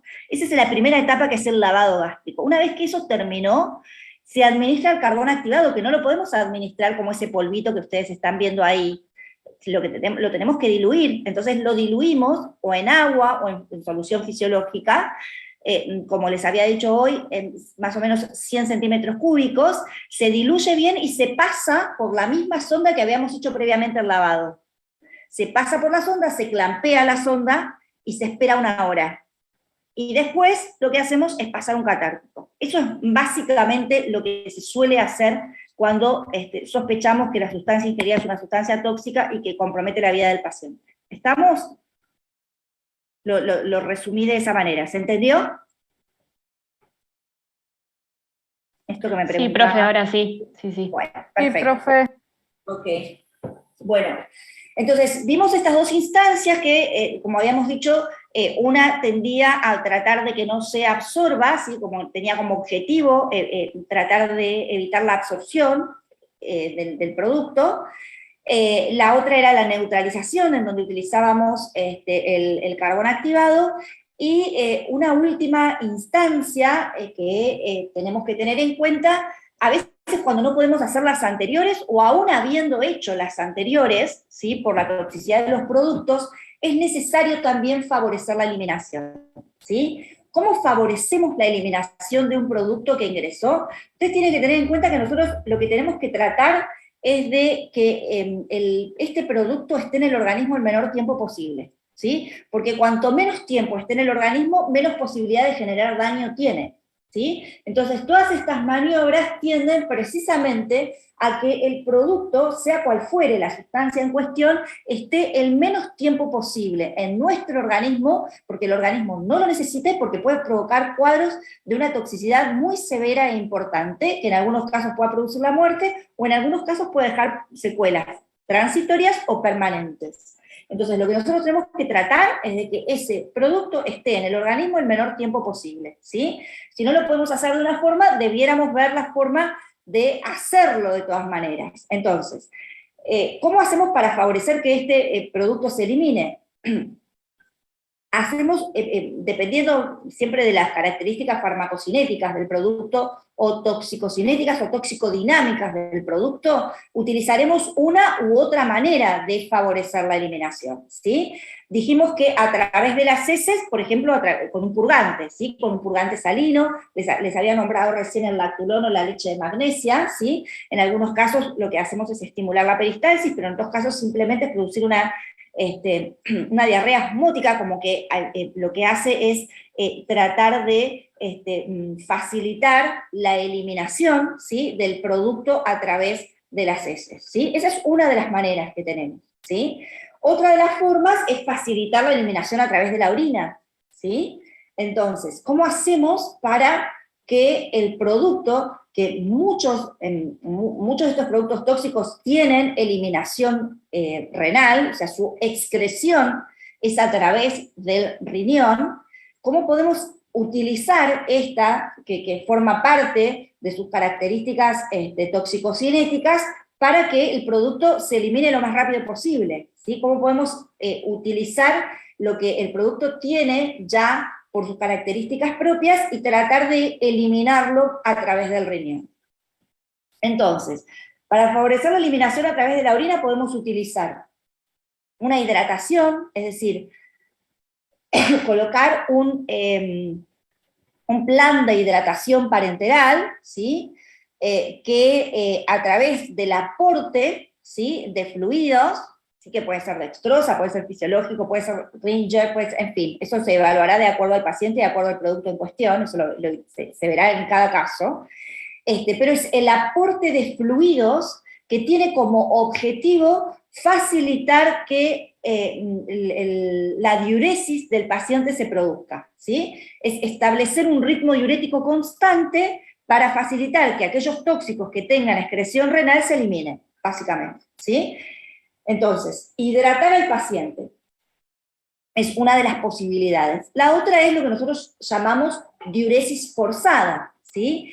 La diuresis forzada es, en vez de hidratar al paciente teniendo en cuenta sus requerimientos basales, doblamos las necesidades basales del paciente, todos de acuerdo a nuestro peso y nuestra superficie corporal, ¿sí? Tenemos determinadas necesidades basales en relación a los líquidos y al aporte de líquidos que se hace a nuestros organismos, ¿no es cierto? Bueno, en este caso, nosotros tenemos que evaluar cuáles son las necesidades basales del paciente que estamos viendo y doblar esas necesidades basales. Generalmente lo hacemos con una solución dextrosada al 10%, que lo que hace es forzar la diuresis, ¿sí? Estimular la eliminación del tóxico a través de la orina, forzando la diuresis, ¿sí? Entonces, una cosa es la hidratación parenteral, que la hacemos teniendo en cuenta los requerimientos basales de ese paciente, y otra cosa es forzar la diuresis doblando esos requerimientos del paciente, es decir, llevando al doble los requerimientos basales de ese paciente, ¿sí? Y otra posibilidad que tenemos en este caso es lo que nosotros llamamos diuresis forzada alcalina, ¿sí? La diuresis forzada alcalina es una técnica que nosotros aplicamos fundamentalmente en aquellos tóxicos que tienen como parte de sus características físico-químicas la acidez, es decir, que son productos ácidos, ¿sí? Ahí ven ustedes que puede ser, por ejemplo, el ácido acetil salicílico, los barbitúricos, ¿sí? Los clorofenoxi en general, ¿sí? El metrotrexate, en fin.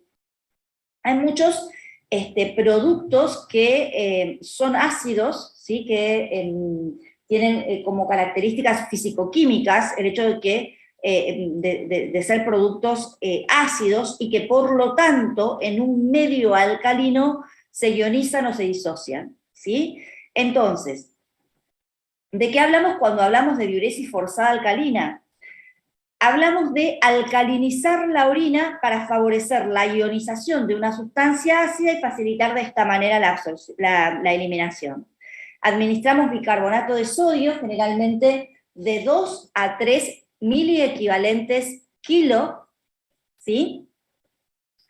lo que hacemos es administrarlo, obviamente, por vía parenteral, con el objetivo de llevar, ¿sí?, la orina o el pH de la orina a 7.5 a 8, ¿sí? O sea, elevamos el pH de la orina, alcalinizamos la orina, ¿sí? Entonces medimos a través de tiritas reactivas cómo está ese pH, y si el pH está en 7.58, inferimos, ¿sí?, que las drogas ácidas, porque todo compuesto ácido que se coloca en un medio alcalino se disocia, se van a ionizar. Y al ionizarse no se van a reabsorber a través de los túbulos del glomérulo, ¿sí? No se reabsorben, puede ser túbulo contorneado distal o proximal, dependiendo de dónde se reabsorben. Generalmente se reabsorben a partir del ácido de Herle para el túbulo contorneado distal, muchos de estos productos, y esa reabsorción, al estar el producto ionizado, no se produce, ¿sí? Entonces, al no reabsorberse, se elimina.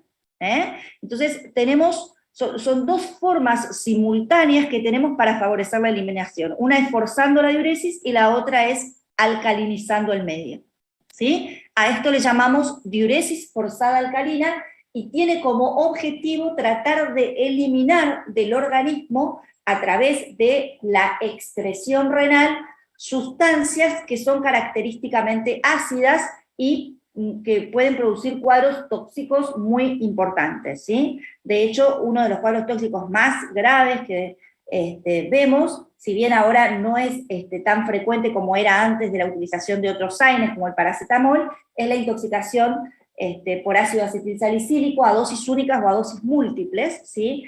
Ustedes saben que como AINE se utilizó durante muchísimo tiempo, ahora por suerte está reemplazado por otros que también son muy tóxicos, como el paracetamol cuando se utiliza en dosis tóxicas, obviamente, porque es hepatotóxico, pero en fin, tenemos mucho más cuadros de toxicidad por paracetamol actualmente que la frecuencia de intoxicaciones por ácido acetilsalicílico. Hoy, generalmente, los cuadros tóxicos por ácido acetilsalicílico se producen a partir de la ingesta, generalmente voluntaria, de las aspirinetas o aspirinas Prevent que se utilizan en pacientes cardíacos, generalmente, ¿sí? Pero bueno, el ácido acetilsalicílico es una de las posibilidades de cuadros tóxicos que pueden verse favorecidos por la diuresis forzada alcalina, como la intoxicación por barbitúricos o los productos clorofenóxicos. Bien, y después existen otros productos, ¿sí?, que pueden favorecerse en relación a la eliminación, como... A ver, espérenme un minutito que me parece que me estoy quedando sin internet. Espérenme, sin batería, no sin internet. Un segundo, chicos, por favor.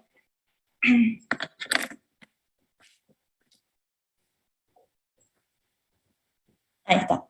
Les decía que otras maneras... Profe, una pregunta. Sí. O sea, si tenés una intoxicación, por ejemplo, con un barbitúrico, ¿haces esto de la diuresis forzada con una solución dextrosada y además la diuresis alcalina? ¿Las dos? En el caso de que se trate de un producto ácido, sí. Bien, buenísimo. ¿Sí? Bien. Por eso hablamos de diuresis forzada alcalina. ¿Se entendió? Sí, joya, profe. Bien. Bueno, otras formas, ¿sí?, de favorecer la eliminación de determinados tóxicos son todas estas que están acá en el cuadrito inferior, como la diálisis peritoneal, la hemodiálisis, la hemoperfusión, la examinotransfusión o la plasmaféresis, ¿sí? No me voy a extender en estos particularmente, ustedes si después quieren los pueden leer, pero bueno, son otras maneras que nosotros tenemos de favorecer la eliminación de determinados productos, ¿sí? Hay algunos productos que son hemodializables, otros que no, ¿sí? Otros que, productos que sí o sí debemos realizar maniobras como por ejemplo una hexanguinotransfusión porque de otra manera no los podemos eliminar, en fin. Pero como son ya casos por ahí más puntuales, estos ustedes lean un poquito ya con más detenimiento en qué casos podría ser efectivo, por ejemplo, alguna de estas maniobras, ¿sí? Hay productos como por ejemplo el litio, ¿sí? Que requieren la mayoría de los casos de la hemodiálisis, ¿sí? Sobre todo los cuadros tóxicos graves o severos, ¿sí? Bueno, y así cada una de estas posibilidades de eliminación que son bastante específicas y sobre las que no me voy a extender ahora porque no llego con el resto del tema, ¿sí? Pero bueno, en principio... Sí, perdón. Te quiero hacer una pregunta de esto. En la diuresis forzada, viste que tenés ahí bicarbonato de sodio de 2 a 3 miliequivalentes por kilo. ¿Cómo se calcula eso de miliequivalentes? ¿Cómo se calcula? Claro, porque, no sé, el bicarbonato de sodio yo lo conozco como en polvo, en gramos, digamos. Sí. ¿Qué sería? ¿Se traduce a miligramos? No. No, son miliequivalentes kilos. O sea, la medida del bicarbonato en este caso es de miliequivalentes. O sea, es como decir miligramos, pero en realidad son miliequivalentes, ¿sí? Es una medida estandarizada, que bueno, eso lo verás con la práctica, no tiene en este caso mucha importancia desde el punto de vista técnico, ¿sí? Lo importante es que en vez de hablar de 2 a 3 miligramos, hablamos de 2 a 3 miliequivalentes, es así como nosotros dosamos el bicarbonato por kilo de peso del paciente, ¿sí? Eso es lo que vos tenés que saber. Después, las unidades de medida las tendrás en cuenta en el momento que te toque realizar la práctica, ¿sí? Pero en principio es importante que sepas que son no más de 2 a 3 miliequivalentes kilo y que con esa cantidad, ¿sí? Que tiene que ver con el peso del paciente, logramos alcalinizar la orina y llevarla a un pH de 7.5 a 8. ¿Sí? Ok, gracias. Bien. Profe, antes de que siga, para dejar una cosita en claro, no es lo mismo 1 miligramo que 1 miliequivalente, ¿verdad? No, para nada. Listo. Buenísimo, gracias. Son medidas propias de cada una de las sustancias que utilizamos, ¿sí? En este caso, no tienen una correspondencia directa el miligramo y el miliequivalente, ¿sí? Bien. Bueno. A ver, ¿alguna pregunta, chicos, en relación a esto? No quiero seguir antes de contestar por ahí alguna otra cosa que quede dando vueltas. ¿Algo más? No. Bueno. Yo hoy cuando empezábamos con la clase, les decía que hay algunos fármacos y algunos tóxicos que nos permiten un tratamiento específico, ¿sí? Que nos permiten actuar, ¿sí? Más allá de un tratamiento sintomático y de soporte, como suelen ser los métodos de eliminación, nos permite actuar específicamente, es decir, utilizar una sustancia, ¿sí? Que lo que hace es, de alguna manera, evitar que el cuadro tóxico se produzca, por diversos mecanismos de acción, pero evita la toxicidad del cuadro, ¿sí? Estas formas o estas presentaciones de distintas sustancias que son específicas en cada uno de estos casos, es lo que nosotros llamamos antídotos, ¿sí? Lamentablemente no contamos, como les decía hoy, con antídotos para cada uno de los cuadros tóxicos, sino por ahí todo sería bastante más simple, ¿sí? Contamos con una cantidad de antídotos bastante acotados, ¿sí? En algunos casos dependerá mucho de el lugar en donde el paciente sea recibido, la presencia de este tipo de antídotos, nosotros por la comunicación que tenemos con otros centros de toxicología, en América y en Sudamérica son más o menos los mismos, ¿sí? Por ahí en Estados Unidos y en Canadá sí tienen, por ejemplo, bueno, ya lo vamos a ver cuando veamos plaguicidas, pero tienen la posibilidad de contar con antídotos mucho más caros que los que nosotros tenemos y que se utilizan en forma por ahí más habitual de la que nosotros los usamos acá en nuestro medio, ¿sí? Pero en principio lo que tienen que saber es que los antídotos son tratamientos específicos, ¿sí? Y que se utilizan específicamente en un cuadro tóxico, Estos antídotos, de acuerdo a sus mecanismos de acción, ¿sí? Pueden ser fisiológicos, pueden ser biológicos, pueden ser antídotos quelantes, pueden ser antídotos sustitutivos o antídotos químicos. Estas son las formas en que podemos clasificar a los antídotos, ¿sí?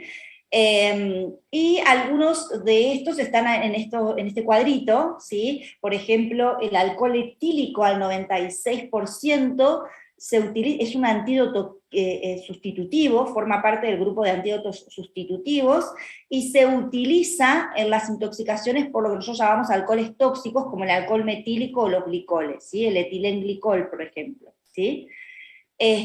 Nosotros tenemos dentro del pool que tenemos como centro de toxicología, todos estos antídotos están distribuidos en la provincia, y en la mayoría de los casos se puede acceder a estos antídotos en menos de una hora, ¿sí? O sea, la idea es que la distribución de todos estos esté bastante equidistante de los hospitales, como para poder acceder a los mismos en un tiempo no superior a una hora, a lo sumo hora 20, ¿sí?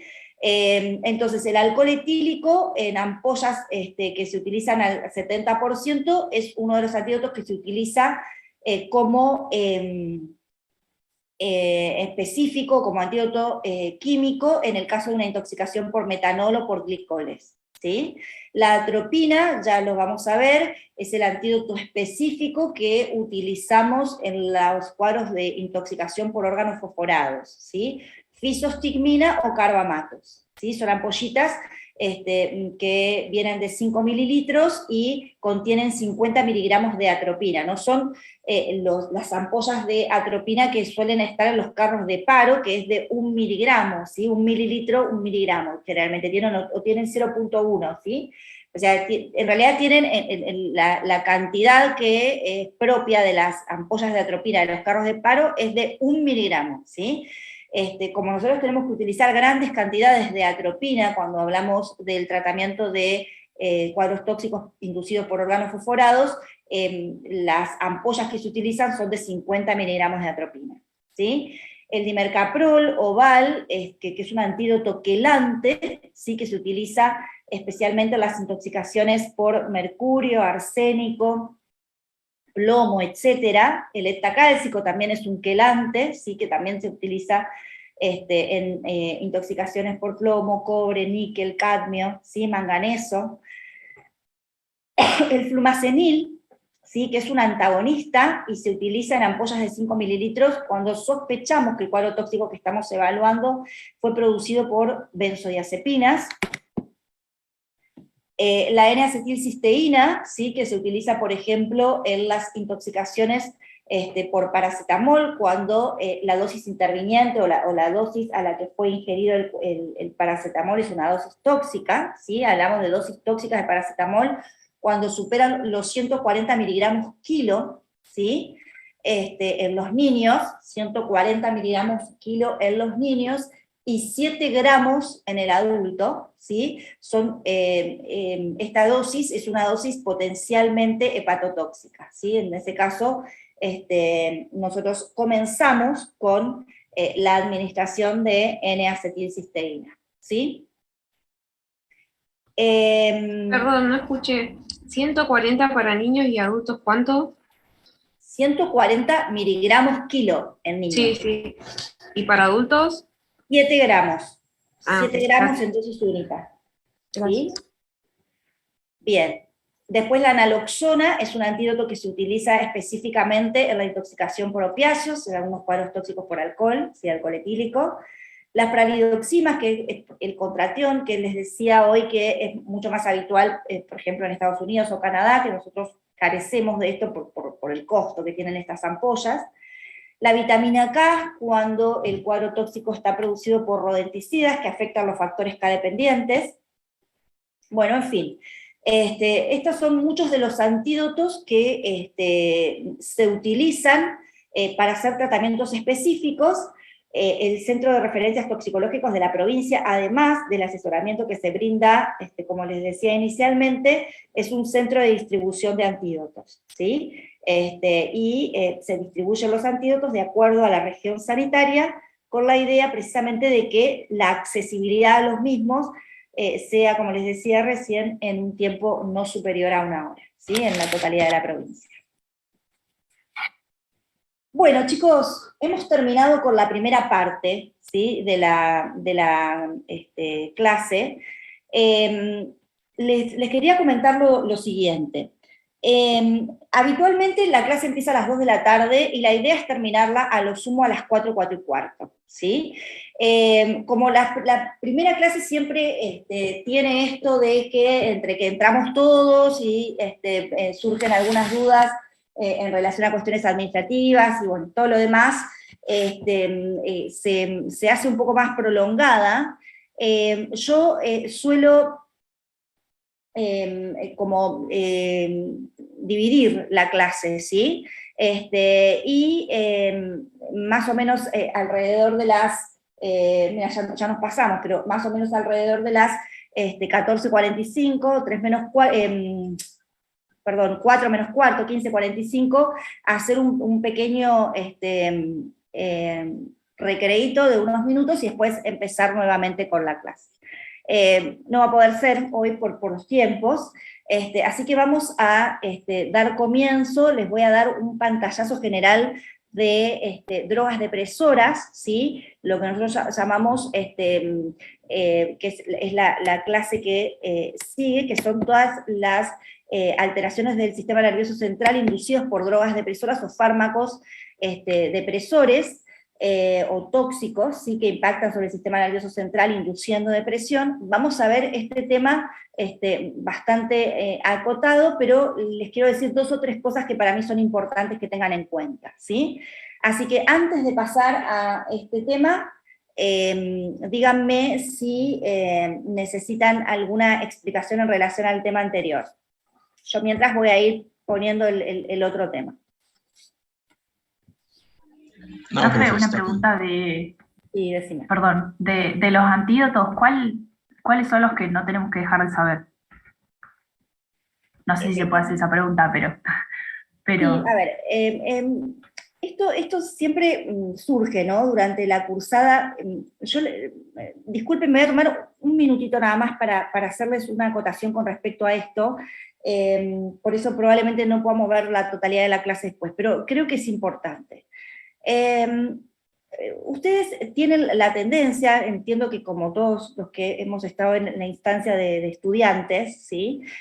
A ver qué es lo que tengo que estudiar y qué es lo que puedo sacar de los contenidos que se me dan para tratar de ver específicamente lo que me van a preguntar. En el caso del tóxico, la cursada es muy corta, ¿sí? Hay muchísimos temas que quedan por fuera, ¿sí? De la cursada, lo que nosotros les damos es lo que les vamos a tomar, ¿sí? Por lo tanto, yo no te puedo decir cuáles son los que tenés que saber, porque a mi entender es importante que sepas todos, ¿sí? Y que sepas, y que tengan idea de todo lo que hablamos, especialmente durante la cursada, ¿sí? Después, como está también esto de que a partir de ahora ustedes pueden promocionar determinadas materias, obviamente para la promoción se incluirán algunos contenidos que no tienen que ver directamente con lo que nosotros damos en la parte teórica, pero sí se van a incorporar en los trabajos prácticos. Entonces, vos me preguntás, ¿qué es lo que tenés que saber? Y yo te digo todo, porque nosotros hemos acotado a los contenidos de la materia lo que creemos que sí o sí tienen que saber, ¿sí? Hay muchas más cosas, o sea, es amplísimo todo lo que queda fuera. Entonces, esto es lo mínimo, chicos, esto es lo mínimo que ustedes tienen que saber.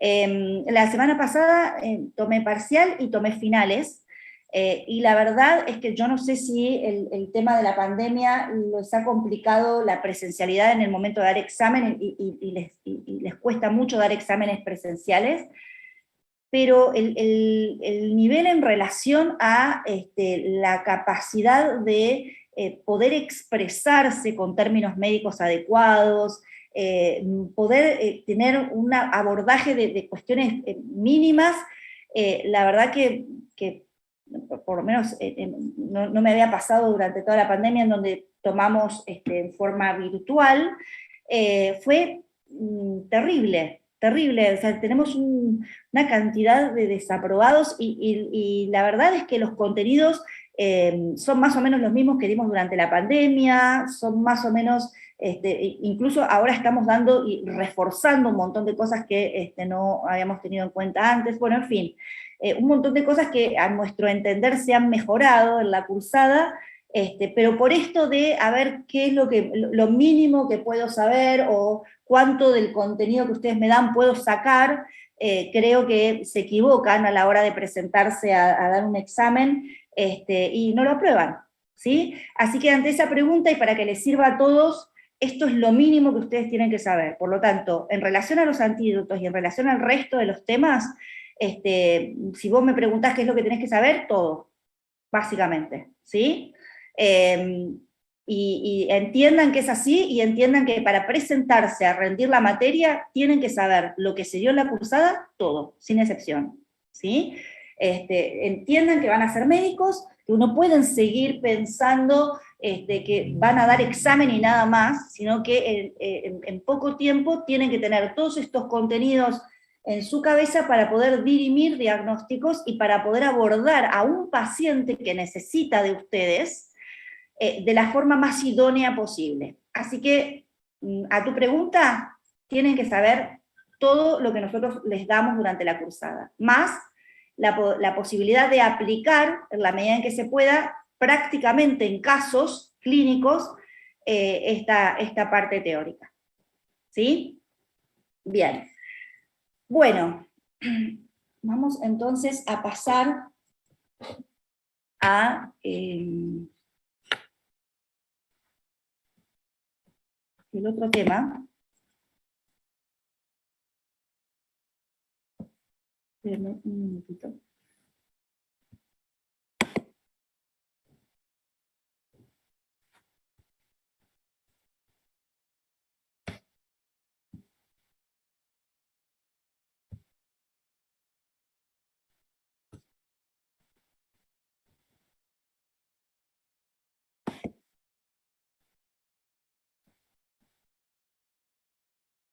Bueno, espérenme un segundito y empezamos, ¿sí? Les doy 3 minutos para que se tomen un café, o si es que alcanzan, y empezamos.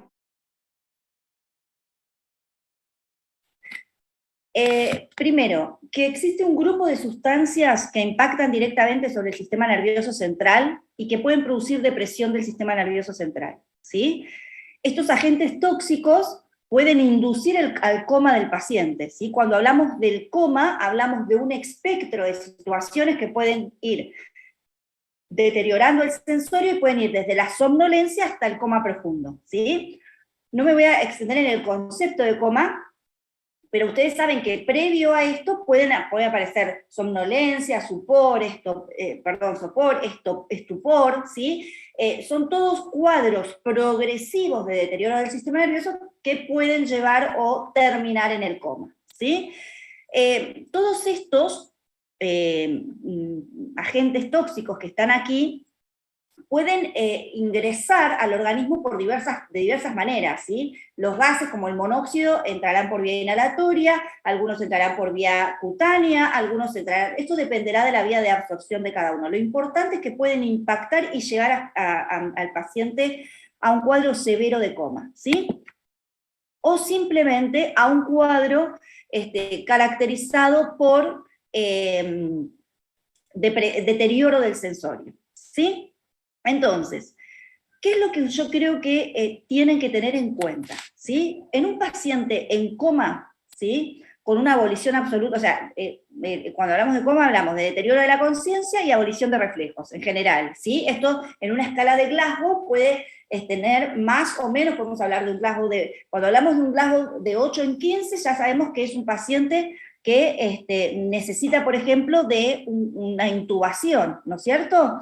Que necesita de una asistencia respiratoria mecánica, o que debe ser asistida en su función respiratoria porque no puede respirar por sus propios medios. Bueno, esto habrá que evaluarlo en cada uno de los pacientes. Pero lo importante es que ustedes sepan que el paciente, aún en coma, puede darnos datos desde la semiología que nos induzcan a inferir desde dónde puede venir el cuadro o la agente causal de ese cuadro, ¿sí?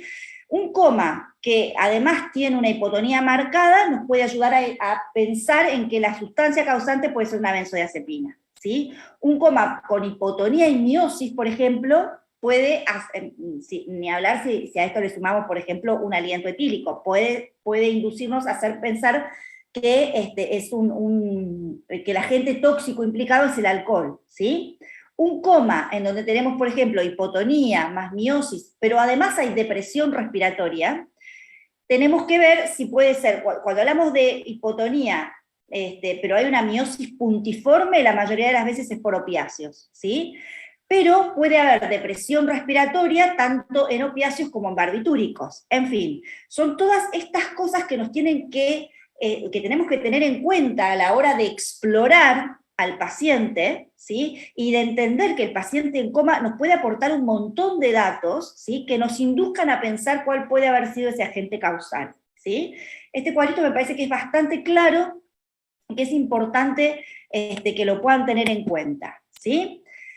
Dentro de los agentes depresores, sin duda, los más frecuentes desde el punto de vista tóxico en la casuística que nosotros vemos son las benzodiazepinas, ¿sí?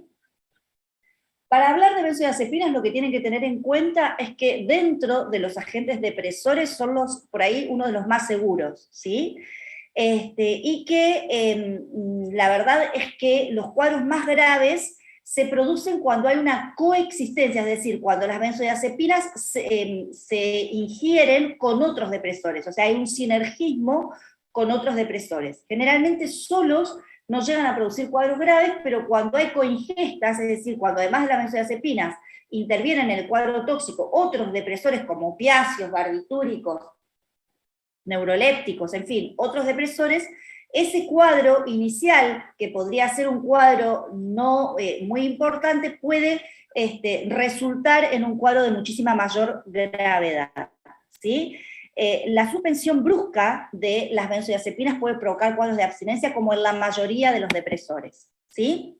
El cuadro habitual que producen las benzodiazepinas es debilidad, somnolencia, disartria, hipotonía muscular, respuesta pupilar lenta, generalmente ataxia, confusión y en los cuadros más extremos, obviamente, coma, ¿sí? Como muchas de estas sustancias pueden provocar cuadros paradojales, es decir, esto dependerá de la susceptibilidad particular del paciente, pero en algunos pacientes, independientemente de la dosis, podemos ver cuadros paradojales, es decir, exactamente lo contrario a lo que debiera producir terapéuticamente las benzodiazepinas, ¿sí? Entonces tenés un sensorio alternante, ataxia, irritabilidad, somnolencia, alucinaciones, ¿sí? Esto sobre todo lo vemos en niños, ¿sí? Que ingieren en forma accidental las benzodiazepinas que se utilizan en el domicilio, y sobre todo con el alprazolam hacen cuadros absolutamente paradojales, es decir, no tienen nada que ver con lo esperado, ¿sí? Hay un porcentaje, una cierta cantidad de niños que hacen este tipo de cuadros y que nosotros tenemos que saber que pueden ser producidos para sospechar el diagnóstico y saber que, si bien lo que estamos viendo no parece un cuadro depresor, puede estar inducido por depresores, ¿sí? Generalmente lo que hacemos cuando el cuadro está presente es simplemente favorecer la eliminación del tóxico, ¿sí? Si el cuadro no se produjo, es decir, si el cuadro tóxico no se manifiesta clínicamente, uno puede inferir que la benzodiazepina no fue absorbida y por lo tanto todavía tenemos tiempo para realizar maniobras de eliminación, ¿sí? De lo contrario, cuando el cuadro ya está instalado y nosotros estamos observando la traducción clínica de ese cuadro tóxico, lo que tenemos que hacer es favorecer la eliminación. Las benzodiazepinas tienen eliminación renal casi en un 90%, así que lo que tenemos que hacer es colocar un plancito y favorecer la eliminación de las benzodiazepinas a través del riñón, ¿sí? En los chiquitos, sobre todo, que lo más habitual de presentarse es la ataxia, cuadros de ataxia, es importante decirle a los papás que una vez que uno le da el alta al niño, tengan en cuenta que por 24 horas tienen que evaluar y tener una observación un poco más estricta de lo habitual con los chicos, porque persisten hiporrefléxicos y puede persistir esa ataxia y llevarlos a traumatismos posteriores, ¿sí? Bien, en el caso de un coma inducido por benzodiazepinas, y vuelvo a hacer hincapié en esto, coma inducido por benzodiazepinas, utilizamos el flumazenil, ¿sí? Sobredosis masivas, es decir, por ejemplo, que lo tenemos habitualmente, pacientes que ingieren benzodiazepinas como intento de autoeliminación, ¿sí? 3, 4 blisters, ¿sí? De benzodiazepinas, y tenemos al paciente en coma, pensando la posibilidad de que ese coma haya sido inducido por benzodiazepinas, se administra el flumazenil, ¿sí? Nos sirve también el flumazenil como prueba diagnóstica, ya que al administrar flumazenil, el paciente que tiene un cuadro de coma inducido por benzodiazepinas se despierta, ¿sí? Entonces, el paciente que estaba en coma pasa inmediatamente a la vigilia, ¿sí? Lo cual nos certifica que el cuadro que estamos viendo es un cuadro inducido efectivamente por benzodiazepinas, ¿sí? Y después lo utilizamos únicamente, o sea, son los tres casos en donde lo utilizamos: sobredosis masiva, en la prueba diagnóstico terapéutica, que se da en aquellos pacientes donde sospechamos que la causa haya sido una ingesta de benzodiazepinas, o en los casos de anestesia, que se hayan utilizado benzodiazepinas para la inducción anestésica, y necesitemos que el paciente se despierta, es lo que hacen los anestesistas como para asegurarse la indemnidad del sistema nervioso central. Entonces se les da flumazenil, el paciente se despierta y nos aseguramos de que ese paciente tiene indemne su sistema nervioso central y que el cuadro que estamos viendo es un cuadro farmacológico inducido, ¿sí? por benzodiazepinas. En ningún otro caso utilizamos flumazenil, porque tiene contraindicaciones precisas y disminuye muchísimo el umbral convulsivo. Así que en ningún otro caso, a no ser en estos tres que estoy detallando ahora, se utiliza el flumazenil como antídoto.